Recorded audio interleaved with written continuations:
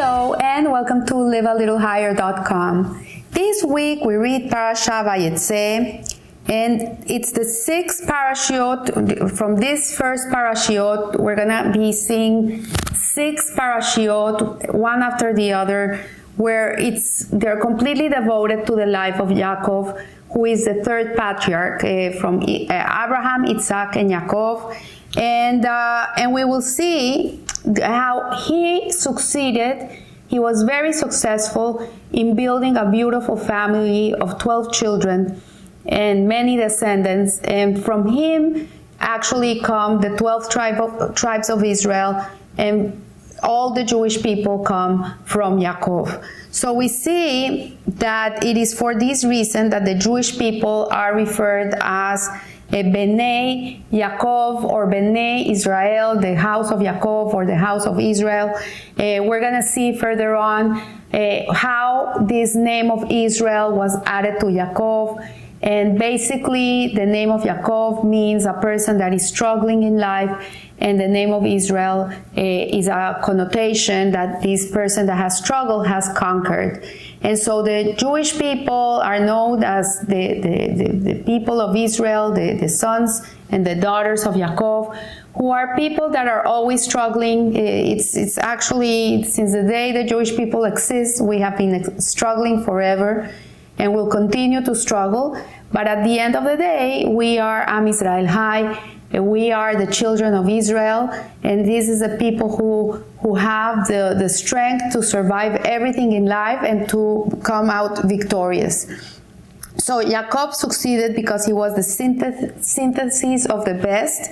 He was the product of a grandfather named Abraham Avinu, and Abraham Avinu personified Hesed.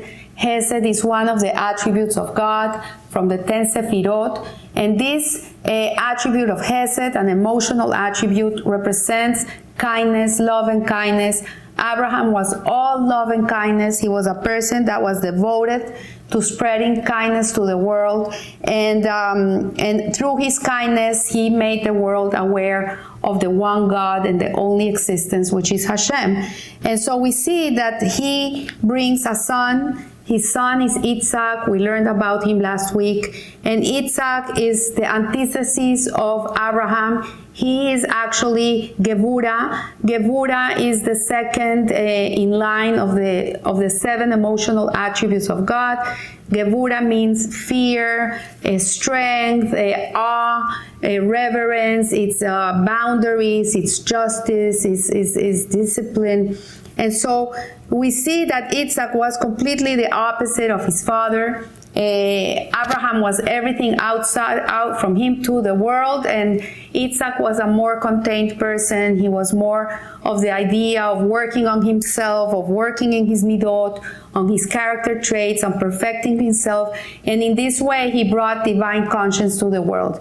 Yaakov, on the other hand, is half and half. He's the reconciliation of Hesed and Gevura, and this attribute is called Tiferet, which really means harmony, mercy, balance, and he was able to blend these two diametrically opposite approaches, and he was the one that brought actually the highest awareness of God to a world that was the lowest steeped in idolatry and in thievery and trickery. He actually left his house of Canaan. He used to live in the house of his father in the Holy Land of Israel, where he was in a cocoon. He was in a bubble. He lived amongst the giant of the generation, and all he saw was godliness.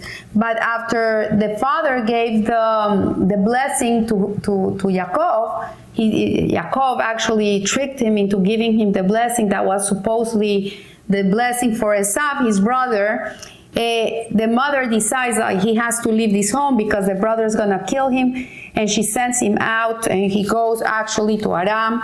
Aram is what we know today, Syria. It's in Syria. and she sends him to Aram, to the house of her brother Laban, who is horrible. He's a horrible human being. He's a trickster. He's a thief. He's not a good businessman. He steals whenever he steals. He kills when he can kill. He's a liar. And she actually sends him to this place to find a wife from the house of Laban. So Jacob reconciled these mutually exclusive approaches by relating to God in a more transcendental way. Abraham, we saw the awareness of God through logic. He was a person that came to understand that there was one God and everything was God. Through contemplating the world, through his intellect, he was able to come into this realization. And his relationship with God was a beautiful relationship, but it was based on logic. Isaac also, his relationship with God came through logic. I'm sorry. So we see that Jacob, in contrast, related to God in a less calculated way. He was more naive. We can say he was a more pure type of a soul. And he bypassed all limits of rationality. We would say that his relationship with God was a relationship of bitachon, of trusting God. Whatever God did for him, he trusted this was the way to go. It's not that the father and the grandfather didn't go through this in the same way, but the way that they related to God was in a logical, intellectual way.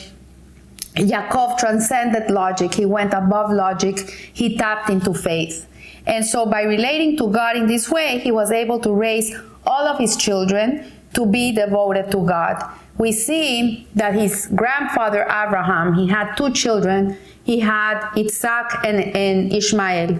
We see Isaac was a pure, holy soul. He was a good person. He was righteous. He was a tzaddik. And Ishmael, on the other hand, was an evil person, which at the end of his life, he was able to do teshuvah and return. But then Isaac has also two sons, and we see he has Yaakov. Esau is the firstborn, and then you have Yaakov.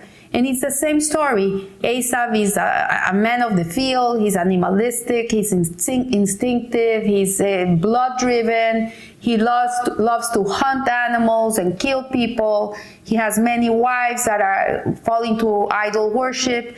And Yaakov, on the other hand, is this very kind man.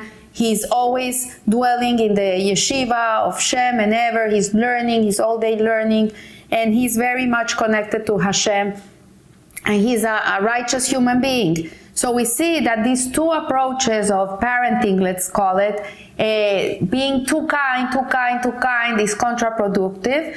And at the same time, being too strict, too harsh is also counterproductive. So what we see here is that Yaakov balanced the two midot, Hesed and Gevura, and he created Tiferet, which is a balance between those two. When he had to be kind, he was kind, and when he had to be strict, he was strict. And this is a way to raise healthy children. And they need both. They need both the love and the kindness, and they need boundaries. They need discipline. They need to know there's cause and consequence to their actions. And this is the way that Yaakov brought up his children. And surprisingly, 12 children, they're all righteous children. They never veered off the derech. They never went off the Torah path. And we all come from these tribes. So we see that Yaakov is actually the patriarch par excellence. It is his life more than Abraham or Isaac that constitute the model after which we all are fashioned on our own. So nowhere is Jacob's approach more evident than in this parasha of Vayeitzei, which reference his going out of the land of Canaan. And we can watch how Jacob came out of this land, of this cocoon, where he grew up in holiness, and he goes to a place that is devoid of holiness. It's completely immoral, valueless place. And there he builds a family, he gets married, he builds a family, he amasses wealth. He was like the Jeff Bezos of our times, and he was faithful in keeping to his father's instructions. He never went off the derech. He always kept everything the father had told him to do. And he pursues these goals in ways that seem to contradict the father, but at the same time, he kept the father's ways. So what we're learning from this parasha is basically that you have 18 years to teach your children right from wrong. You have 18 years in your home to teach them how to think, how to speak, how to behave.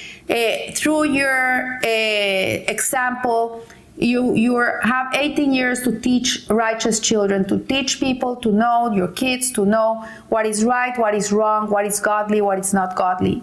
You have this time. But at the end of the day, you're going to let them go. You have to give them wings, and they have to fly. They have to go to college campuses, to work, to make a life, to go get married, have families on their own. And so you're going to see that your children are going to take their own paths. They're going to fly with their own wings, and maybe you are more kind and they're going to be more strict, or maybe they're going to be more balanced. Doesn't matter what approach they take, but what's important to teach us here, that we have to learn, is that we can teach our children right from wrong, but from there on, it's up to them. They choose their lives. And we see with Isaac, for example, he had a very holy home. The Esau grew up with the best midot, with the best character traits of their fathers. They were immaculate. They learned what was right, what was wrong. They God-fearing people. Nevertheless, this child, Esau, he decided to go the other way because this is what he wanted. So what we learn from here is that raising up children really is a balancing act. It takes a lot of humility to raise up your kids, and also it takes a lot of prayer. We need to pray a lot for them and pray that God should guide us and give us what we need to have in order to be able to bring good kids to this world. And so just as Abraham was not faced by the fact that Isaac was his virtual antithesis, his opposite, so too Isaac was not faced with the fact that Jacob was completely different from him. And in fact, he's the one who sends Jacob away from the protective cocoon of his home into the idolatrous clutches of Laban. And we are witness to the father's tactic and acknowledgement that in order for the son to continue in his footsteps, he has to forge his own path. So we give them the tools, we give them the way, we give them the guide, but at the end of the day, the son, the daughters, they have to choose for themselves their own path with their own abilities, with their own capacities, with their own gifts, and they will rise up to the occasion with God's help. So this is the message of the name of this parasha, Vayeitzei, which means he went out. In order for Jacob to begin his own chapter in life, he had to go out to leave the comforts of his home and face the challenges of a hostile world. Today we're living in a very hostile world. For the Jewish people, it's a time of incredible challenge. For parents to be sending their children to campuses where there's so much hatred and so much anti-Semitism, and it's even scary because it can become even very dangerous for them. It's really very hard to make these decisions, but at the end of the day, these are the places where they're going to be formed to be these very righteous Jewish people. They're going to be people that stand up for what's right. They're going to stand up for who they are. They're going to be proud Jews, and they have to forge their way. This we have to give them. And so it says at the end of this Siha of the Rebbe, it says, only thus could he mature into the father capable of raising that chosen family, of being able to be a patriarch that was gonna pave the way for all the Jewish children coming after him and his kids. So I want to leave you here. I want to wish you a blessed week, and remember, live a little higher. Thank you.